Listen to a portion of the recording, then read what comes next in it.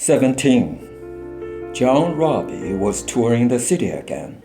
As before, Reverend John McGee, now chairman of the newly founded Nanking branch of the International Red Cross Committee, was with him, together with Reverend Ernest Forrester, an Episcopal minister and the branch's secretary. Han was again at the wheel.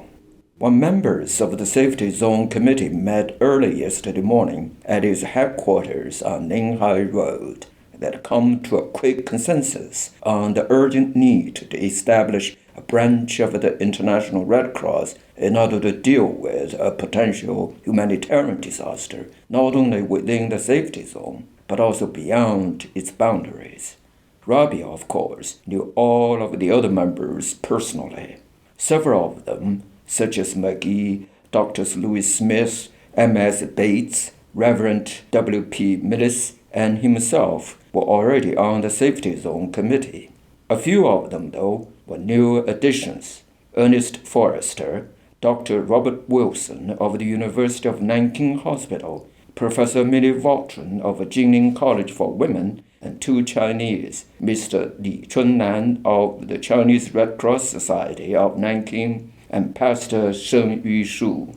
As they drove, the pale early afternoon sunshine fell listlessly on abandoned equipment, uniforms, and personal belongings which littered the road.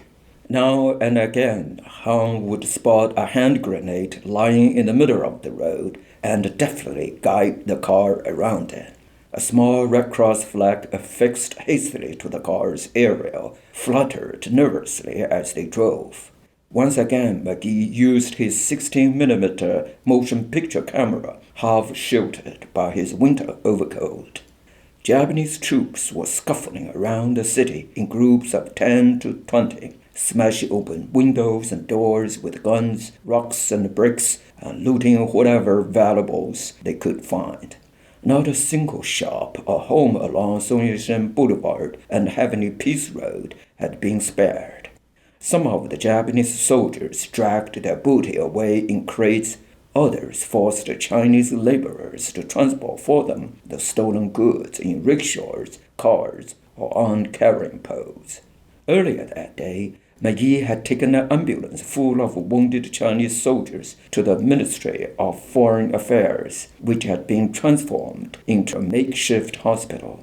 After first carrying the most seriously wounded into the hospital on stretchers, they turned to help those who could still manage to walk on their own.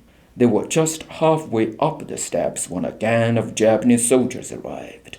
One of them grabbed the man McGee was helping, jerking hard on his terribly wounded arm and tying his hands behind his back, causing the poor fellow to scream with the pain as he was led away to certain death. Wild beasts! McGee was still livid with fuming anger when he recounted the incident later at the Safety Zone Committee headquarters.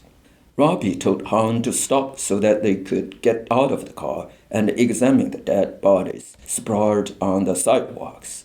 Many appeared to be former soldiers dressed in civilian clothes. All had bullet wounds in their backs. They got back in the car, and a few minutes later they arrived at Kissling and Beta, whose handmade cheeses and fresh-baked breads Rabe had enjoyed for the last 10 years. Rabe quickly spotted Herr Kissling himself arguing furiously with several Japanese soldiers. Rabe leaped from the car even before he had stopped in front of the store. "What's going on here?" Rabe demanded. He was careful now, projecting his displeasure to the Japanese soldiers while not jeopardizing the safety of his friends with an uncontrollable outburst. The soldiers in dirty yellow uniforms turned to face him. In their hands were items they had apparently taken from the bakery, and upstairs Herr Kissling's residence, an expensive-looking fur coat, a large gold-rimmed clock, and a small exquisitely framed oil painting. The large swastika Kissling had carefully hung in front of the building had been torn down. One of the soldiers dropped the bag in his hand, raised his rifle, and moved a step closer to Rabe. Rabe immediately pulled out the swastika armband from his pocket and shook it excitedly in the soldier's face, as he had done before. Herr Hitler! Herr Hitler! Understand? He roared like a lion. McGee, Forrester, and Hans stood frozen behind him. The soldier seemed shocked by the outburst. He stood there mumbling something in Japanese. Seeing that Rabe didn't understand him, the soldier began to make frantic gestures with his hand, pointing at his mouth and his belly. The soldiers turned to leave, dragging their spoils behind them. When Kisning made a move to go after them again, Rabe held him back. Let them have it, he said. At least nobody's hurt here. Up until today, the Japanese soldiers seem to have shown more respect for the Germans and their swastika. Rumors were rife that Americans and other Europeans had fared less fortunately. Several American cars and trucks had been taken and commandeered, their flags ripped off and thrown to the ground. But they were still alive. The Japanese were not killing them. Things could take a turn for the worse, even for a German. Not long after they had left Kisling the bakery, Rabe and his colleagues saw a large group of Chinese, as many as 200 perhaps, all being loaded onto trucks with hands tied behind their backs. How could the Japanese do that within the safety zone? Rabe was infuriated, but McGee was the first to exit the car this time. Where are you taking them? He demanded. Rabe and Forrester followed. The soldiers kept busy pushing the Chinese onto the trucks. Why? McGee asked again. Except for some mumbling and a few menacing stares, they received no reply. You can't simply take them like this, protested Forrester. These are civilians. Do they look like soldiers? But all protests fell on deaf ears. The truck engines roared to life, the transmissions clattered, and the tires rumbled away in the dirt, leaving Rabe and his colleagues behind in a swirling cloud of dust. After a long pause, they moved silently toward the car. The next stop was the Ministry of Justice, where yesterday they had left about 1,000 disarmed soldiers. As they entered the compound, they saw only a few dozen Chinese soldiers, many seriously wounded, lying helpless on the ground or huddling together in front of the building. Rabe exited the car and walked up to one man leaning against the wall. Where are the others? Rabe asked.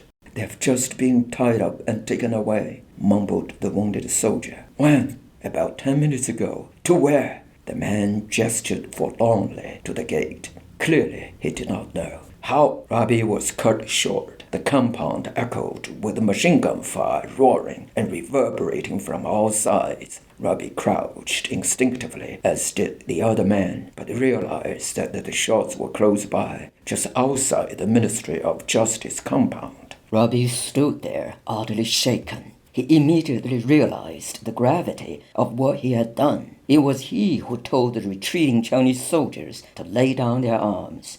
Yet the Japanese soldiers had murdered them in cold blood. Rabe and his men stared at each other. When at last the guns stopped, their ears rang amid the silence. They all got back to the car, their faces contorted with horror. As the car started to move again, Rabe noticed the small leaflet lying on the floor of the car near his feet. He picked it up. All surrendered soldiers and the civilian population will be treated humanely in all respects.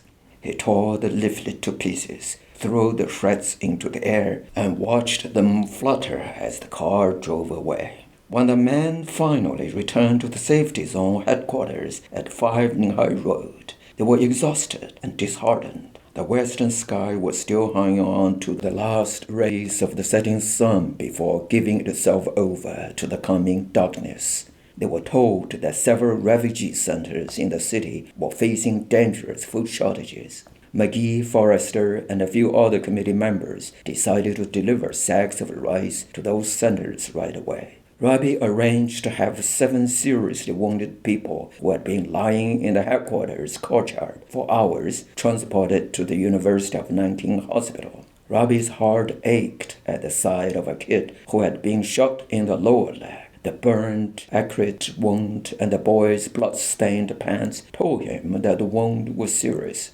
The boy's leg would surely be lost. When Rabe picked him up and placed him in the back seat of his own car, the half-conscious boy cringed but did not make a sound. The sun had all but disappeared. Night enveloped the car as Rabe raced toward the drum tower where the university hospital was located. "You'll be fine," he assured the boy.